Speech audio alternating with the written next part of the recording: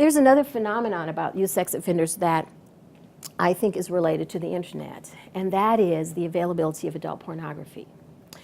Adult pornography is so readily available to youth now on the internet that it has become a standard question that I ask of victims who come to my clinic. They'll say, well, my older cousin or whomever did this to me. If they're still an adolescent or not an adult, my next question will be, what room did this happen in the house? Oh, it was in such and such a room. And so what was he doing before he did that to you? He was looking at those nasty pictures on the computer. What we are seeing is that adult pornography can sexually excite and disinhibit teenagers and cause them, therefore, to act out sexually against whosoever is in their sphere of influence at that time. We see that rather often. And so that's another unintended consequence of the availability of the internet and information technology that continues to be a problem. I testified one time in a court case of an adolescent who was caught downloading child pornography. And it was very interesting because he had been intentionally shown adult pornography by his father. The parents had divorced. The father didn't want his son not to grow up to be a man. So at 11 years of age, his father started, when he would come for visitation, he would intentionally sit down with his son in front of the computer and go to adult pornography sites, thinking this was going to replace his position as a dad and teach his son healthy sexuality, etc.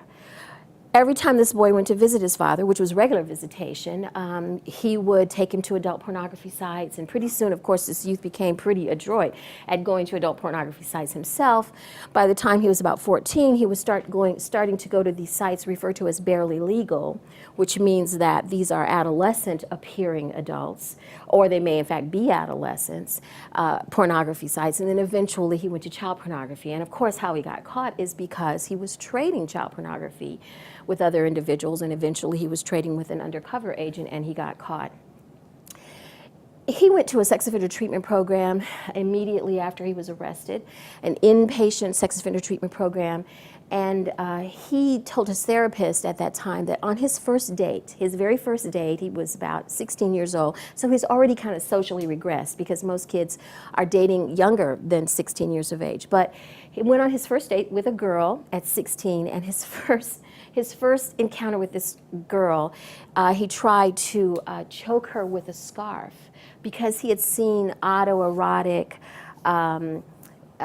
suffocation or strangulation in many of the adult pornography images that he had seen. So in his mind's eye, that's what you're supposed to do. You know, this is my role model for my sexual belief system.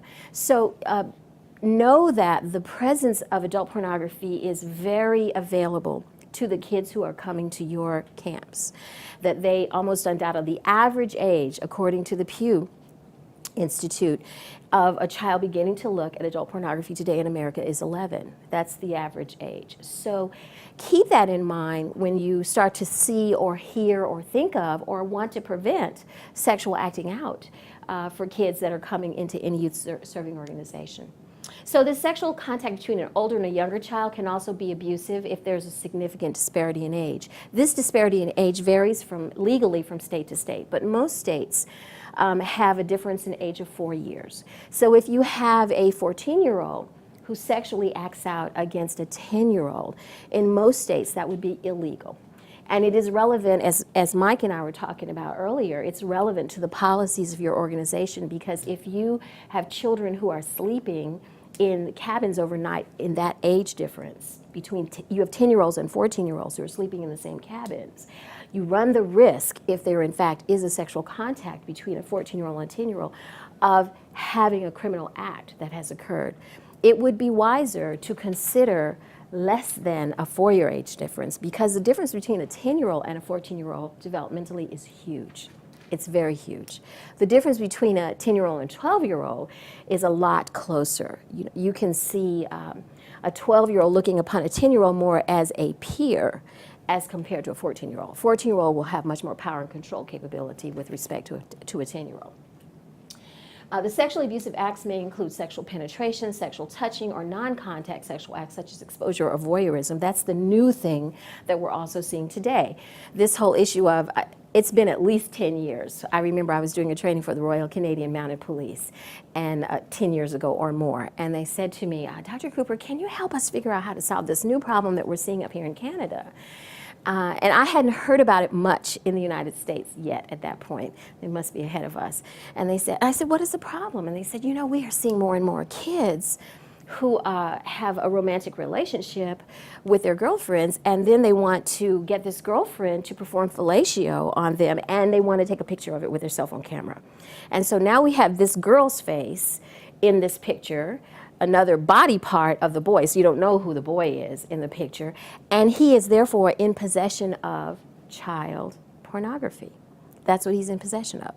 And we don't want to put these young people in jail or prison, even though they have broken federal laws in the United States. We don't want to do that, but we need to figure out a way to stop kids from doing this, because this is a problem. Do you think this remains a problem now in the United States? What do you think? Is it just a behavior of kids? No, it's a behavior of adults. Trust me, a whole bunch of adults do this. And when I testified before Congress the first time, I so wanted to say, really, and they asked me that question, and I said, really, more adults do that than do children. But I know that wasn't what they were asking me, so I thought I'd better behave. So the most frequently cited incidents now of child sexual abuse is 1 out of 3 girls. We used to think 1 out of 4 or 1 out of 5. And 1 out of 7 boys will be sexually abused before they reach the age of 18.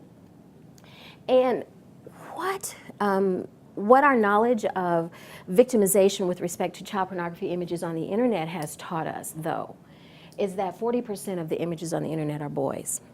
Remember, all child pornography, pretty much all child pornography, is just a memorialization of child sexual abuse. We are looking at pictures of children being sexually abused. When I first started working in the area of sexual exploitation regarding the pornographic memorialization of children, it was the U.S. Postal Inspection Service that invited me to that table, because prior to the internet, child pornography images were always delivered through the mail. And that's why the USPIS was the primary agency that investigated these particular types of images. Usually they were either in magazines or they were in videotapes that people would order.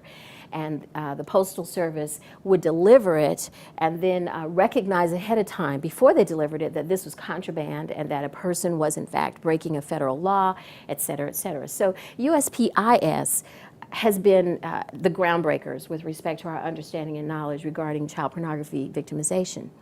When these images then began to be sold on the internet, we first started recognizing around the world what a challenge this was. And the National Center, when the National Center started reviewing and keeping tabs of internet-based images, our first database was about 100,000 images. That was about 1997, 1998. 100,000 images seemed like a lot of images. It was comparable to the organization, the Copine Project, which was in Ireland, which was the national center, if you will, so to speak, for Europe. It was funded by the EU to monitor these images as well. Well, today, we have more than 64 million images. More than 64 million images on the internet. And all of those images are images of children who are being sexually abused. And so it therefore requires we have an understanding of this particular form of victimization, the digital dark side, if you will, of what happens to children. And I sit on an expert working group out of the Baltic Seas, who I think is the most progressive group without a doubt regarding our knowledge of victimization of kids who've been exploited in cyberspace. I've been with them now for almost 7 years, and they are funded predominantly from Queen Sylvia of Sweden. Sweden is probably one of the most proactive countries in the world with respect to understanding and trying to prevent child sexual exploitation. In Sweden, they have an entire child mental health hospital just for kids who have been exploited on the internet. We don't have anything like that in the United States. And in fact, we not only don't have anything like that, the truth of the fact is that we have a hard time as far as our therapists are concerned all over the world, but the United States is not different in trying to understand this type of victimization and how do we help kids who have been exploited in this manner. So what is child sexual exploitation? Well, it consists of several things. One of them are child pornography images. And this is the last you're going to hear me use the term pornography, because the word pornography is a term that makes people think of voluntary modeling. You know, they think of Playboy magazines and things of that nature. In truth, these are images of children being sexually abused. So the international term are child abuse images or child sexual abuse images. When I testify in these kinds of cases, I use the word pornography initially in my testimony because it is the law, it's in the law. But after I use that word once or twice, I then refer to these as pictures of children being sexually abused, or child abuse images, or child sexual abuse images, so that a jury and a judge understands what we're talking about. This is not voluntary modeling. The second type of sexual exploitation is intrafamilial prostitution of a child. Now, could a child come to a camp who's been prostituted by his or her family? Do you think it's possible? Most definitely. And I'll explain how it can present so that you'll have a better understanding of it when you think about kids that are coming into a youth serving organization. Kids who have been sold by their own family members are kids who behaviorally can have certain attributes. They can be very sexualized in their behavior. Even if they're boys, they can be very aggressive. They can, and they're aggressive in a sexual way. I'll give you some more information on that in a second. We have failed to recognize this phenomenon for a long time. Cyber enticement is a third type of sexual exploitation. So we've talked about sexual abuse, now we're talking about sexual exploitation. Cyber enticement is when an individual meets a child online typically and then gradually grooms them online, encouraging them ultimately to leave their home and safety in order to have a meeting with that person, usually for the purpose of a sexual encounter. Child sex tourism is when a person leaves their country of origin and comes to another country in order to have sex with children. Let me give you an example of a sex tourist. This is a very sad situation. In the late 80s, there was a case that the Postal Inspection Service was involved in of the Wilkie brothers. The Wilkie brothers consisted of two boys and their dad, and they had a family friend who sexually abused these boys. They were between the ages of 9 and 11 when this happened. He was a close family friend, as they usually are. It's usually someone who has the trust of parents who's going to be able to ultimately exploit or abuse children. The boys did not make a disclosure until later. And when they did, the offender was prosecuted and he was given a very short sentence. So he was sent to prison for a short period of time. The father was very depressed over the fact that his two boys had been exploited by this person. And he did not know that the offender had taken videotapes of himself sexually abusing these boys as part of his victimization of them. So he sexually abused them and he made videotapes of it. The father became so depressed that at a certain point, when the boys were about 15 to 16, the father committed suicide. So the boys had this legacy of further trauma from the fact that their dad had died. When the oldest boy reached about 17 years of age, the offender had gotten out of prison and actually had gone to Germany. And what had he done in Germany? He went to Germany to be a teacher. Now, first of all, why do you think a person, this is before we had sex offender registration, you know, so here you have this guy who's in Germany, and he then, on the 18th birthday of the oldest boy, sends him a package for his birthday, which has in it pornography videos, but not videos of this boy. The boy never opened the package. He was so shaken by having gotten this in the mail from this offender, and he was convinced that what was in those packages were videos of him being sexually abused by the offender, because he knew that he had been abused in that manner. This 18-year-old boy became very agitated, very anxious, very afraid, and he ultimately committed suicide also. So we have one child left.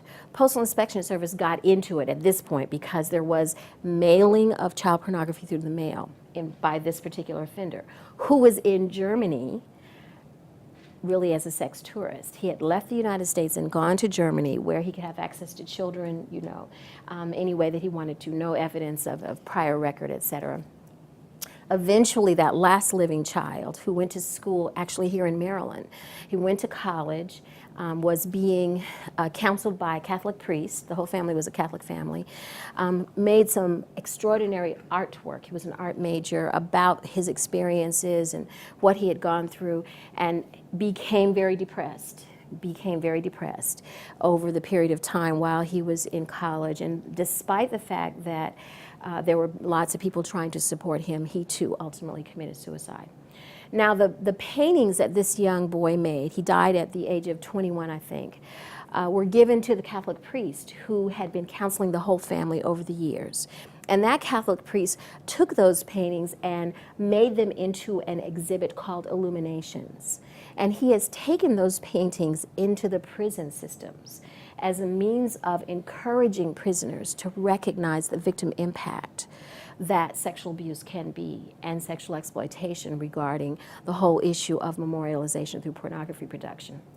So these three members of that family this is of course one of the absolute worst case scenarios, but I want you to understand how extraordinary the victim impact can be when you have that sort of situation. And the offender was eventually arrested and went to prison again, this time as a sex tourist as well as an individual who did this. The fourth type, 1, 2, 3, or 5. The fifth type of child sexual exploitation is commercial sexual exploitation of children. This is what we used to call youth or juvenile prostitution. That's what we used to call it.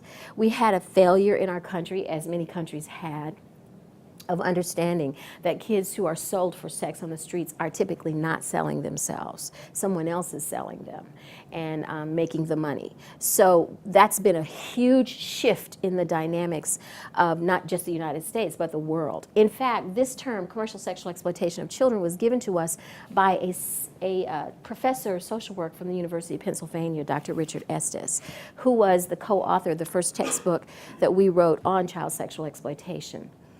Dr. Estes went around the country here in the United States into juvenile detention centers, interviewing kids who had been arrested for soliciting, pandering, all the words that communities have for kids that they think are selling themselves on the streets. And it was Dr. Estes' research that helped us to understand that these kids, first and foremost, had a high incidence of having been sold by their own family members and then ran away from home. And when they ran away, they were on the streets. They had to resort to what is referred to as survival sex often in order to make it, to not eat out of garbage cans because they were homeless.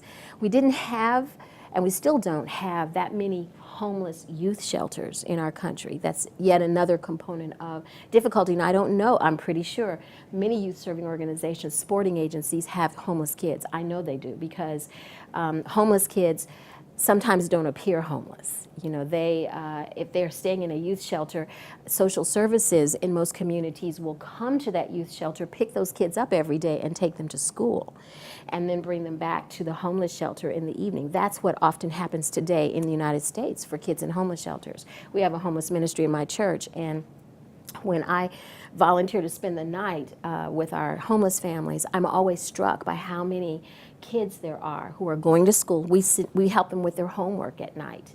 And the next day, social services comes and takes those children to school. So the school will not necessarily know that these kids are homeless, but they nevertheless are. And I'm sure homeless kids are involved in sporting activities as well, because social service agencies try very hard to make sure that kids have an opportunity to socialize and be involved with other kids in all walks of life. So the issue about the homelessness phenomenon is, and I brought that up because one of the things, though, that we do know about the homeless youth policies in our country is that if you have a kid who's a GLBTQ kid, a gay, lesbian, bisexual, transgender, or questioning child, most of the policies in our country right now are that those kids may not spend the night in a youth homeless shelter.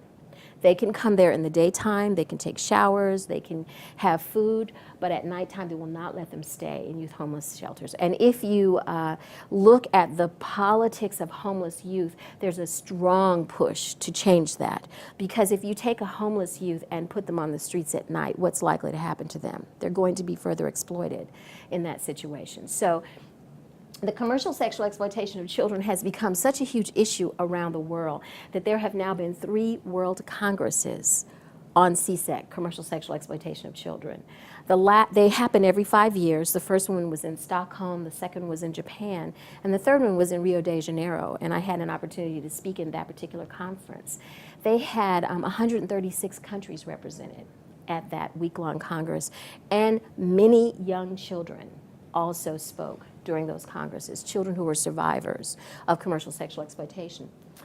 Well, the commercial sexual exploitation of children also includes internationally trafficked children and nationally trafficked children. So as a country, we began to realize that we also needed to pay attention to those kids who were born and raised in Maryland and who are being sold in Phoenix, Arizona. So those are referred to as domestic minor sex trafficking victims, DMST. DMST is a very big area also right now in our country, both of research and our efforts to try to meet the needs of these kids. And then finally, self-exploitation. Self-exploitation is a real challenge for us.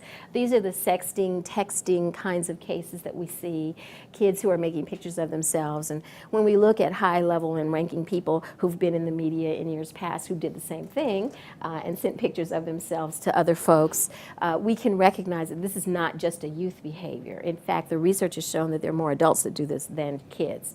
But, you know, we always hold kids sometimes to a higher level of behavior than we hold adults. Isn't that ironic? And yet kids do not have the mental capacity to have good judgment that we would hold adults to. And I'll show you the research on that as well.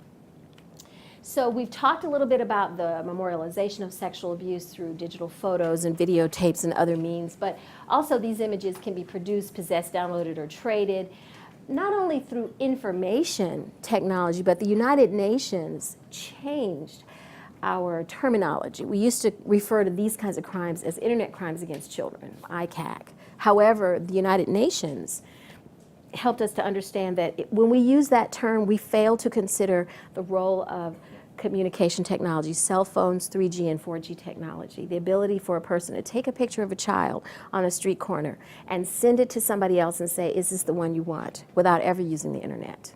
So ICT, or communication technology, is the other aspect of the facilitation of crimes against children in this situation. So anyway, the more common purposes of possession of these images is for sexual gratification. Why do people look at and keep child pornography images? For their own sexual gratification. It's sometimes used for blackmail against children. If you tell anybody, I'll show them these pictures, and they'll know what a bad person you were. For networking, the research, we had a special working group meeting at UNC Chapel Hill a couple of years ago with the Department of Justice and with researchers from around the world on offenders who collected, who were only, as far as we knew, were only collectors of child pornography. As far as we knew, had never committed a hands-on offense against a child, but had thousands of images on their computer of children being sexually abused. And what do we know about those kinds of people? So we had these, can I just tell you how specific an area of study that is? And yet it is an important area because the most common people that we arrest are people who collect, not necessarily people that we know have committed offenses against children.